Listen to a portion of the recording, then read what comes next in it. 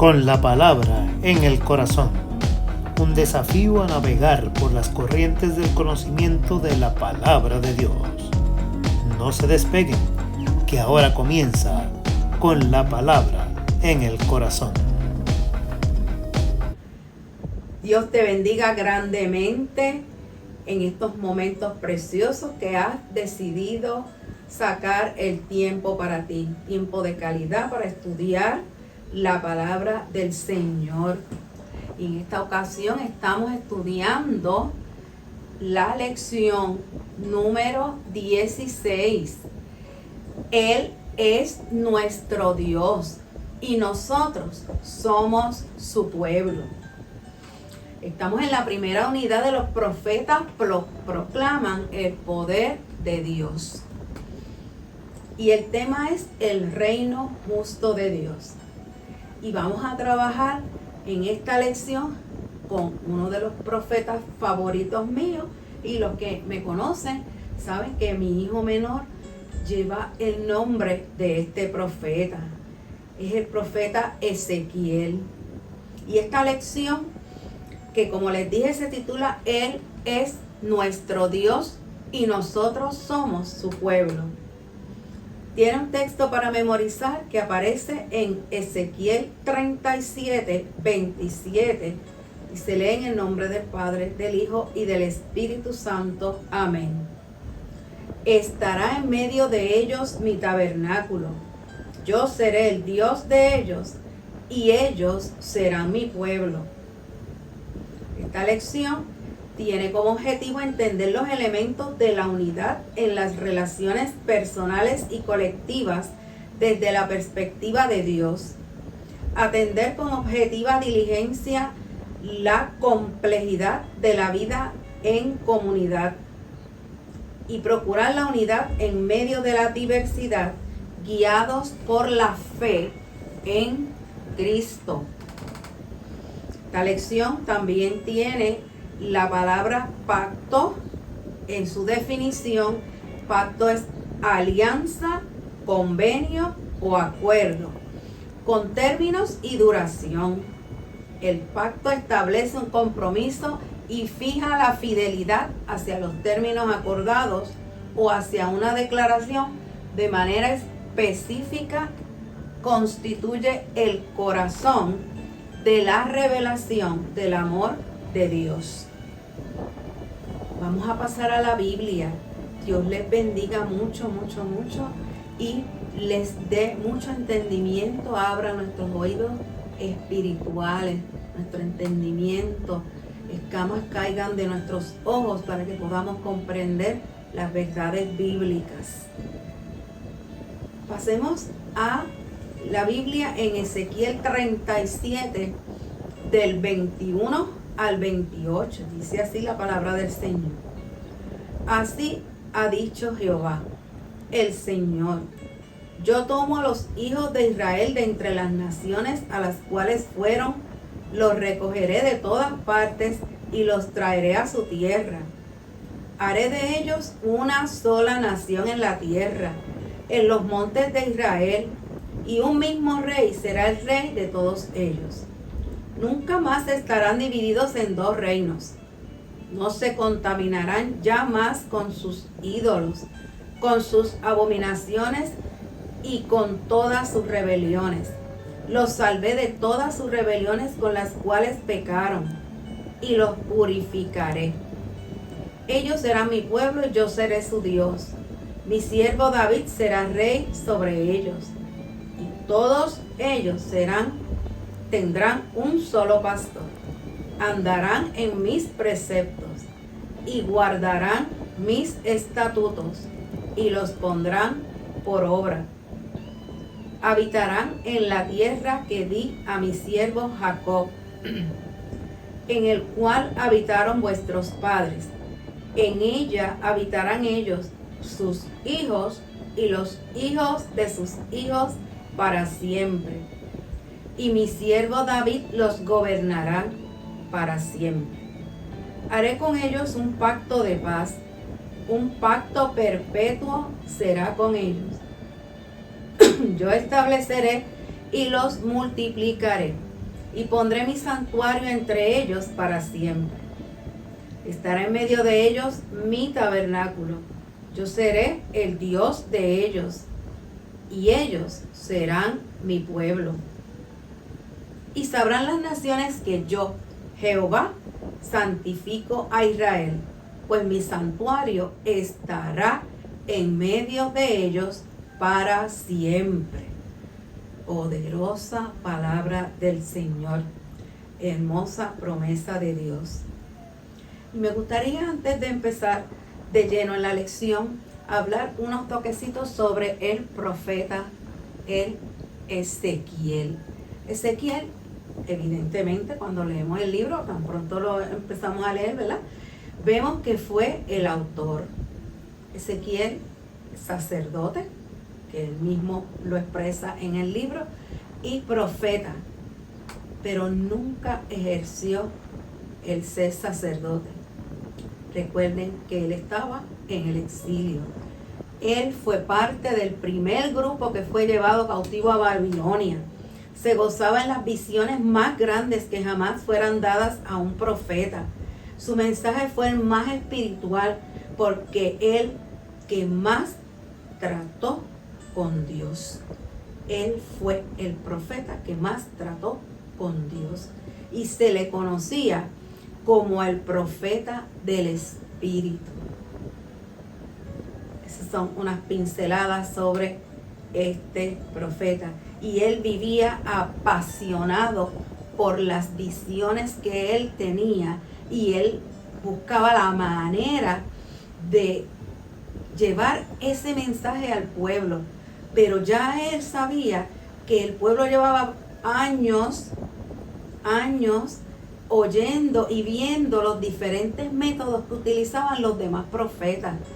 Y él, con sus 30 años acabados de cumplir, toda la energía, la vitalidad y recibiendo estas visiones tan preciosas, él utilizó una estrategia, la cual en nuestro tiempo, ¿verdad?, la llamamos el teatro callejero, ¿verdad? El teatro callejero que consiste, como en estos días Raymond Arrieta, ¿verdad?, para llamar la atención, para buscar el favor, ¿verdad?, y la cooperación del pueblo, se fue a caminar largas distancias. Ese era uno de los métodos que usaba el profeta.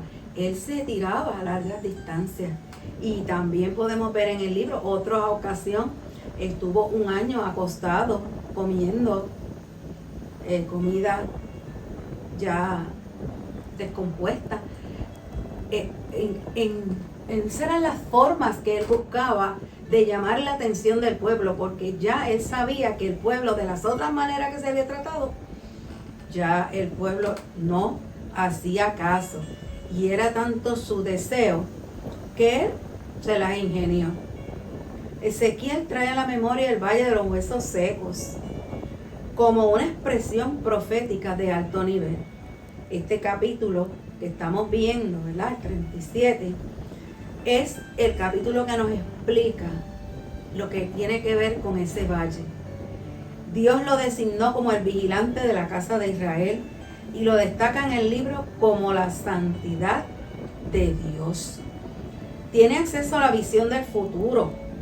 Estos capítulos garantizan la promesa de un nuevo pacto, promesa que ofrece un nuevo corazón, un nuevo espíritu para vivir conforme a sus estatutos. En el texto exploramos la provisión que habría de sobrevenir en la restauración política del reino davídico que se había dividido entre Israel y Judá. Y es uno de los periodos más críticos de la historia de Israel. Estamos en los años 593 al 571 antes de Cristo. Fue un tiempo en el cual Jerusalén fue sitiada y destruida. El templo fue quemado.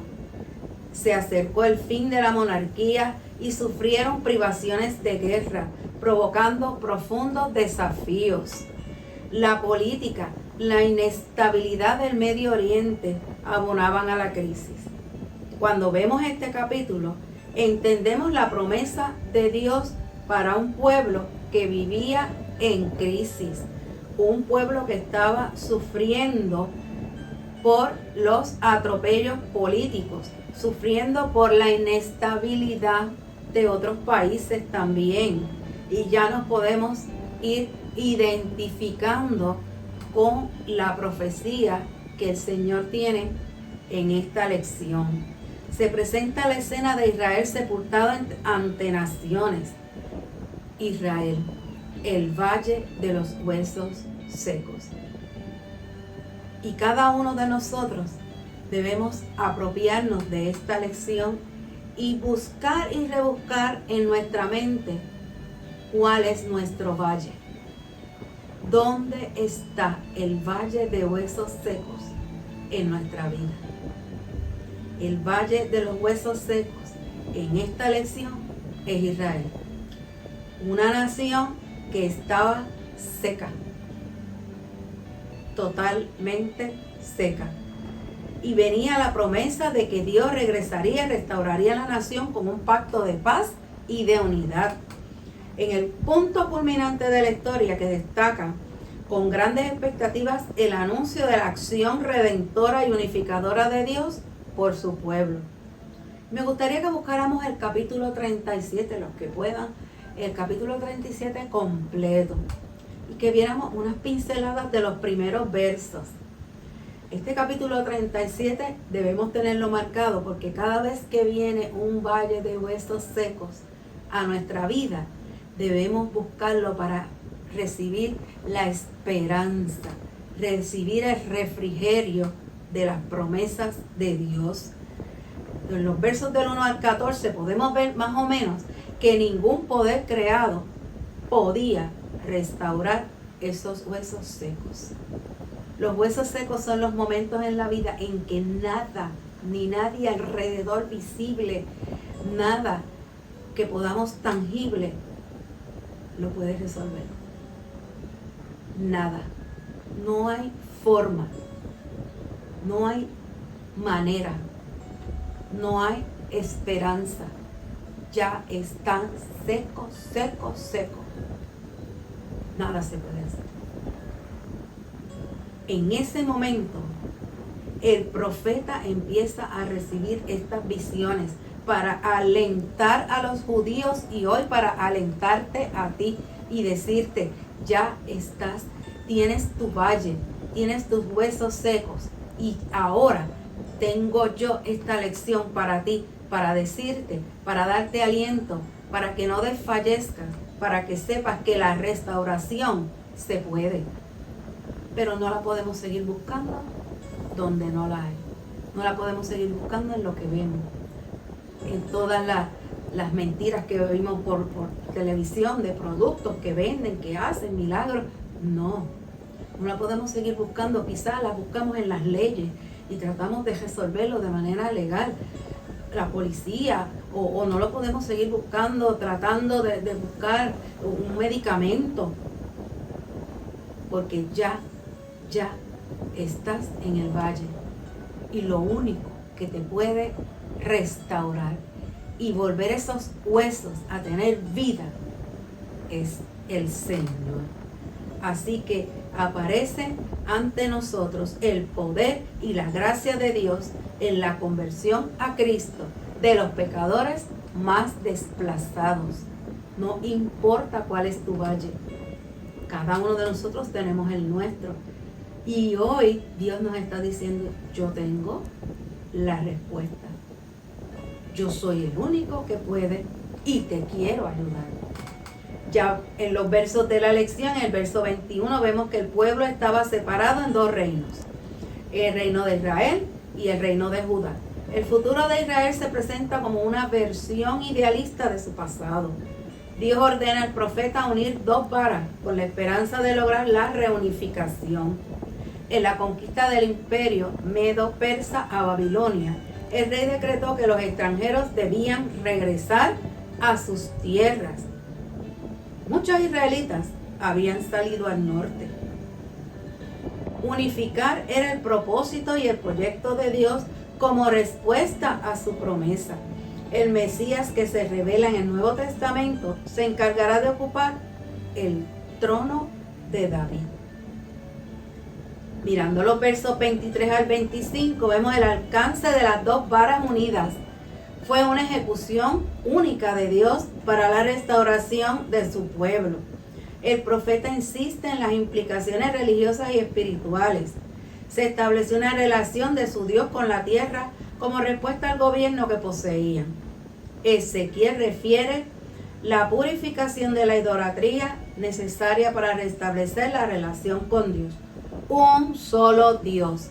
Al distinguir el indicativo, no lo hagan más. No más ídolos, no más transgresiones, no más rebeliones. Reclama la finalidad de la renovación. Les menciona la necesidad de un líder propio que los dirija en el cumplimiento del decreto y estatutos de la naturaleza ética. Una clara promesa del linaje de David en el orden mesiánico. En los versos 26 al 28 vemos la visión profética de lo que la primera venida de Cristo lograría. Y diríamos, pero estamos en el Antiguo Testamento mencionando la primera venida de Cristo que aparece en el Nuevo Testamento. Y aquí vemos, hermanos, los elementos que unen el Antiguo y el Nuevo Testamento. Hay quien dice que son dos libros aparte. Hay quien dice que ya uno no vale porque ya todo lo que dice ya en el Nuevo. Hermano, esto es un hilo desde Génesis hasta Apocalipsis. Y aquí vemos cómo la visión del profeta hace referencia a la primera venida de Cristo. Así como existía la esperanza para la humanidad que se perdió en el Edén, por tanto la comunión con Dios. El pacto de paz no es ausencia de conflictos, sino un estado de armonía y equilibrio para todos. En la nueva gobernanza por el príncipe de paz, en un reinado de paz, que nace de la relación con Dios como centro y presente. Y lo podemos ver en Filipenses 4:7. Así que el capítulo 37 tiene las tres claves que apuntan a la primera venida del Mesías. Y ustedes dirán, ¿dónde está? Pues en los versos 4 y verso 9, la predicación y la oración como medio a través del cual Dios haría su obra. En los versos 6 al 10 vemos la obra del Espíritu para dar vida a cadáveres, sin esperanza, sin la capacidad para vivificarse. Y recordamos un pastor que siempre decía, al Señor le gustan los imposibles. Ahí es que Él trabaja. Ahí, cuando ya no hay esperanza, cuando ya no hay capacidad, ya no hay signos de vida, ya está seco. Ahí es que más le gusta al Señor obrar y vivificarse. Y en los versos del 15 al 22 vemos la unión de dos pueblos que estaban antes divididos, posiblemente la provisión de un solo rey y un solo pacto.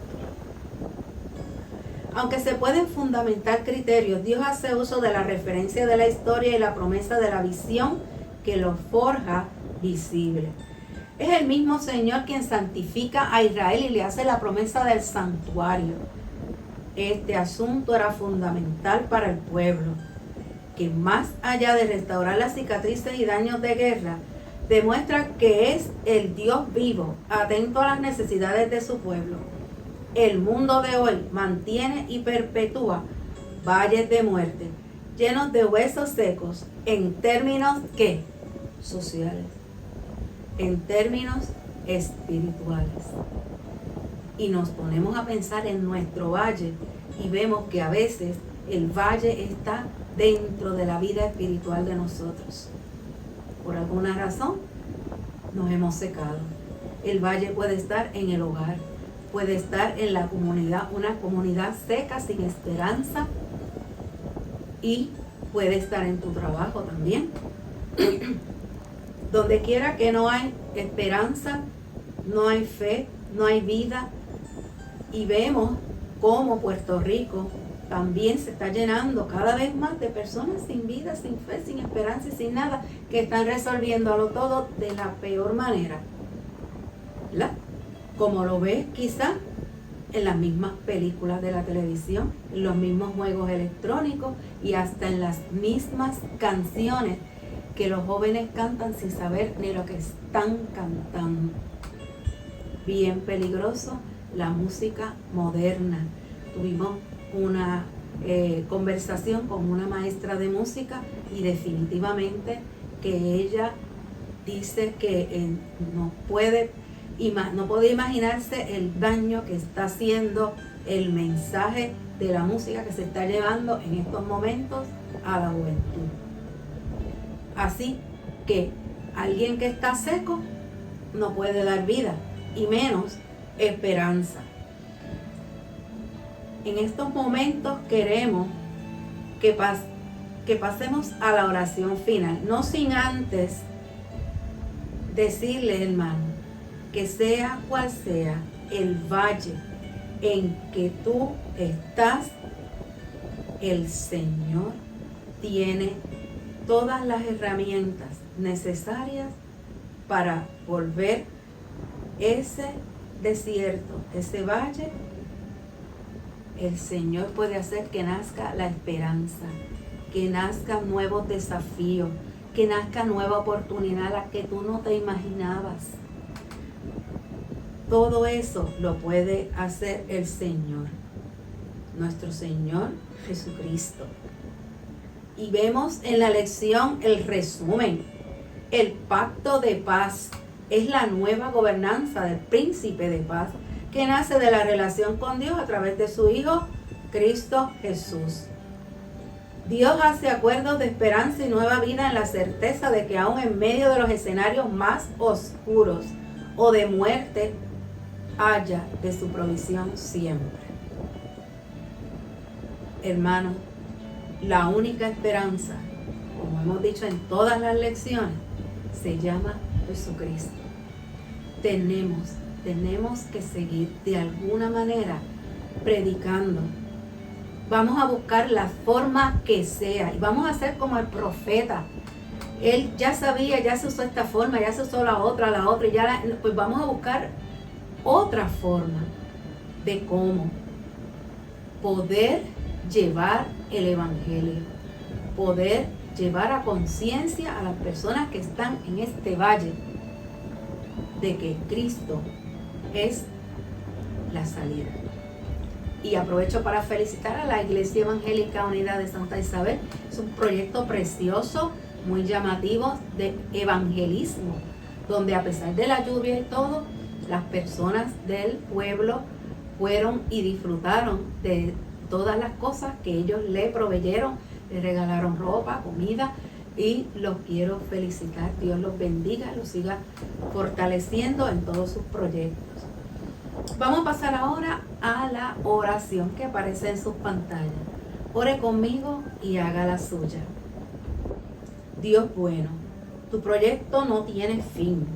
Tus promesas se cumplen y en ti siempre hay nuevos surgimientos, novedad de vida. Que podamos atender los valores del reino de Dios y entender los cuidados que tienes para nosotros, que soplan aliento al alma y dan vida. Nuestra confianza está en ti. En el nombre de Jesús. Amén, amén, amén. Dios les continúe bendiciendo. Hermanos, continuemos con la palabra en el corazón. Dios les bendiga y síganse cuidando, hermanos. Hemos presentado con la palabra en el corazón. No olviden sintonizarnos la próxima semana y que Dios les bendiga.